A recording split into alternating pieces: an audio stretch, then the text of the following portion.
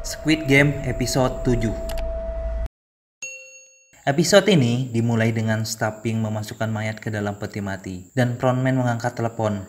Ternyata stafnya melaporkan bahwa penyusup masih berkeliaran dan frontman mendesak stafnya untuk menangkap penyusup dan menyelesaikannya karena investor VIP sedang di dalam perjalanan menuju ke fasilitas bangunan ini.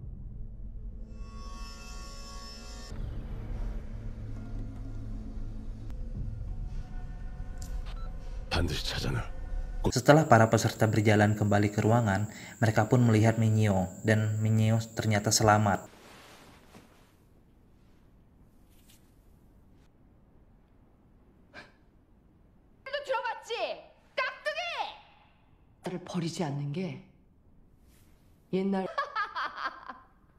Adegan selanjutnya, frontman merasa ada penyusup di kantornya dengan mengetahui ganggang telepon diletakkan dengan cara yang salah. Sekarang Junho bersembunyi di ruang bawah, namun untungnya frontman menerima panggilan dari bawahannya sebelum dia mengetahui persembunyian Junho.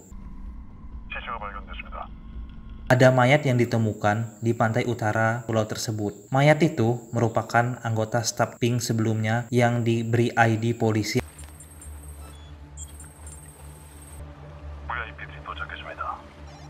Para tamu VIP pun tiba, lengkap dengan topeng, dan juga dipersilakan masuk ke dalam gedung. Karena tuan rumahnya memiliki urusan mendesak, maka menjadi tanggung jawab frontman untuk menyambut para tamu VIP. Di ruangan terdapat pemain 69 gantung diri, karena pada pemain sebelumnya istrinya meninggal.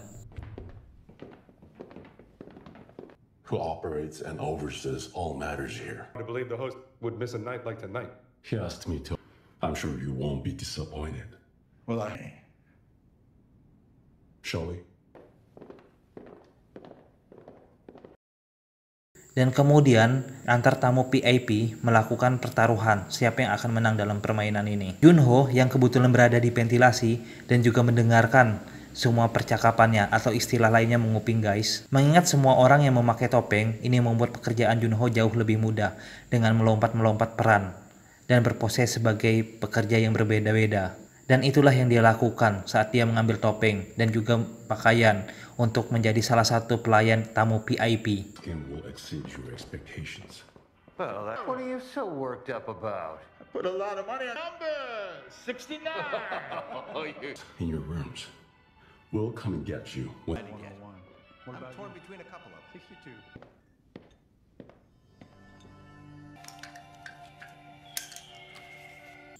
Di ruangan terdapat pemain 69 gantung diri karena pada pemain sebelumnya istrinya meninggal. Saat para tamu VIP duduk, para pemain yang tersisa bersiap untuk melakukan pertandingan selanjutnya.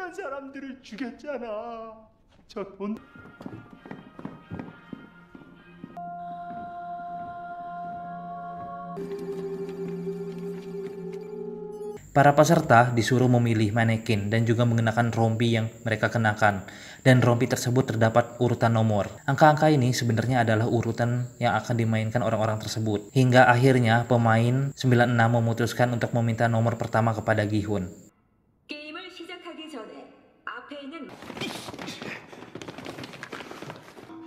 잠깐만.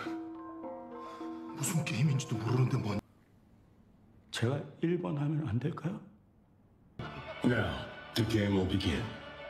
Permainan pun dimulai dengan peserta dari urutan nomor terkecil menuju angka terbesar. Permainan tersebut adalah batu loncatan kaca. Ada kaca temper dan kaca normal, di mana dengan setiap pemain disuruh melompat menuju ke depan untuk mencari tahu yang mana yang benar. Kaca normal hanya akan pecah di bawah berat satu orang, sementara itu kaca temper mampu menahan 2 orang. Dan ada batas waktu, yaitu 15 menit, dan waktu itu berlaku untuk semua pemain guna menyeberang dalam periode waktu ini. Want to be?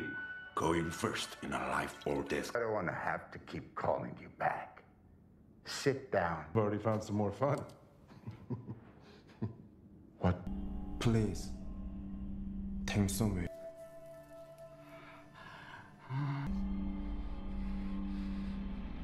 Tidak butuh waktu yang lama bagi 96 jatuh. Yang lain kemudian segera melangkah melintas kaca, bergiliran melompat dari kiri menuju ke kanan. Dengan waktu hampir habis, setiap pemain mulai tidak sabar dan mendorong yang ada di depannya.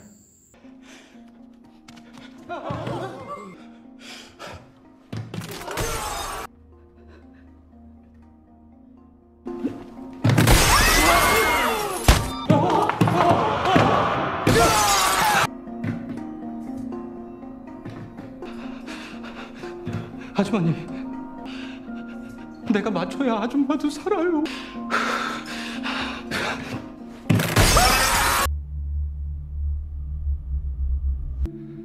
뒤에는 우리도 위험해질 거야. Pemain religius ini pun ikut melangkah dengan mengikuti langkah yang selamat sebelumnya. Hingga akhirnya dia tidak tahu mana gelas temper dan mana gelas kaca. Dan akhirnya dia duduk terdiam dan membuat Deokso marah dan mendorong pemain tersebut. 너야 내가 사는데, 응?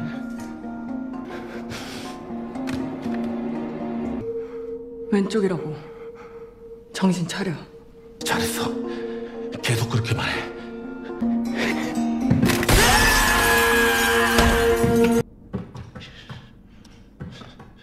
Akhirnya Deokso lah yang menjadi pemain yang terdepan dan Deokso pun enggan untuk melompat ke lompatan selanjutnya. Minyo berada di belakang Deokso. Akhirnya Minyo mengorbankan dirinya sendiri, tetapi dia tidak sendiri karena dia memeluk erat Deokso hingga pasangan ini jatuh. 씨발, 쪽팔리게. 족가이. 비켜. 끝까지 같이 가자고 했잖아. 이런 미. Hingga akhirnya peserta nomor 13 pun berada paling depan dan mengetahui perbedaan antara kaca dan juga temper. Bahkan dia pun pernah memiliki pekerjaan sebagai produsen kaca. Frontman dan tamu PAP yang mengetahui dan menganggap permainan menjadi tidak seru karena ada peserta yang mengetahui perbedaan kaca. Kemudian frontman mematikan semua lampu. Kemudian nomor 13 tidak bisa lagi membedakan antara yang mana kaca dan mana temper. 유리공장에서만 30년을 일했어요. 처음부터 당신이 앞장섰으면 내가 왜요? His file. He wants to have a job at a glass manufacturer. can't. I think he's examining the refract.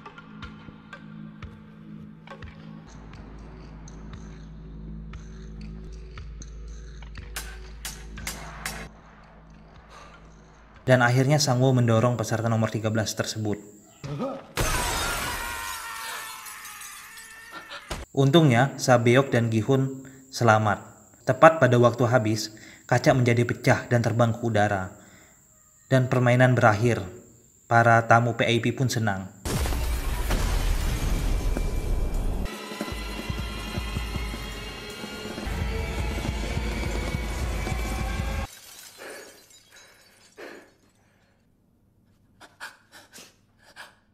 Adegan terakhir dari episode ini melihat Junho keluar dari pulau. Namun frontman dan anak buahnya sedang mengejar dan naik perahu. 잠수정비 하나.